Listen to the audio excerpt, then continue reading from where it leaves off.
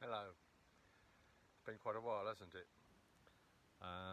Yeah, I haven't been able to get into the woods that often nowadays. Harry doesn't seem to want to go so far just lately. But we're here today, and I just felt that I needed to say a few words. Well, God was telling me to say a few words of encouragement again. I hope they're words of encouragement. I hope you all do find that. But this coming Sunday is what we've known in the Christian calendar as Trinity Sunday. When we think about God as being three in one, and I know there'll be some of you will be saying to me, "Oh no, Richard, you're not going to start this again, are you?" Well, yes I am, because I do believe in God the three in one.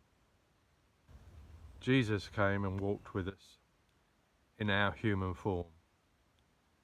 He gave us a clear illustration as to what God was like and how God worked as well, and how he wants us to work together as well.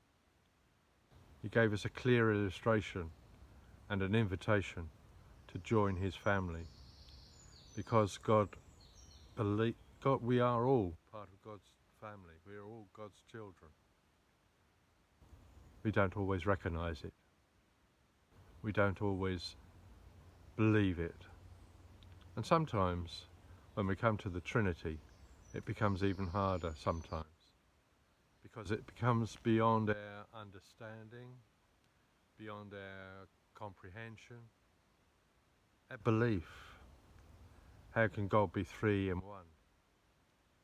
Well, if he wasn't, we wouldn't have had Jesus to be able to tell us all the things that he wanted to tell us. We wouldn't have had Jesus to guide us in our lives, in his humanity on earth with us. He showed us how to live and love one another. And then he said, "I'll send you a helper." He said to those early disciples, "I'll send you a helper to convince you and to help you spread the word." And that helper, of course, is the Holy Spirit, who comes and lives amongst us. When we call on Jesus to come and live in us, Jesus lives in us through the Holy Spirit. And in actual fact, I think you might have heard me say before, it is my belief in actual fact that at our very conception, and our birth, we are born. God places his Spirit in us, in each and every single person on this planet. But we have to recognize just how that happens through Jesus. God works in mysterious ways, and believe me, sometimes they are difficult to understand, aren't they?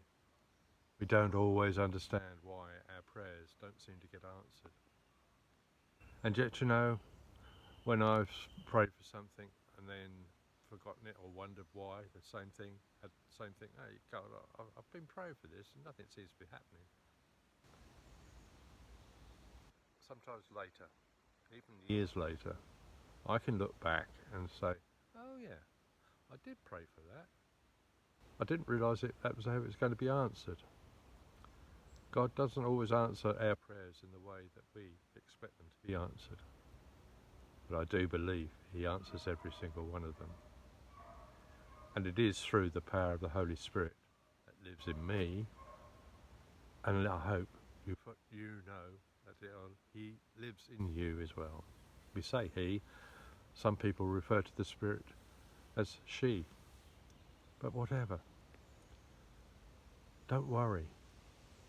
Jesus tells us, don't worry. Don't worry about tomorrow.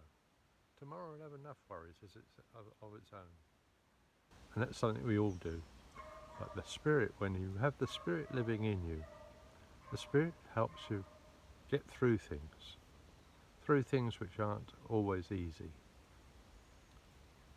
So I just pray that all of you listening will get some encouragement from this little chap in the woods on this beautiful, beautiful sunny morning. God bless.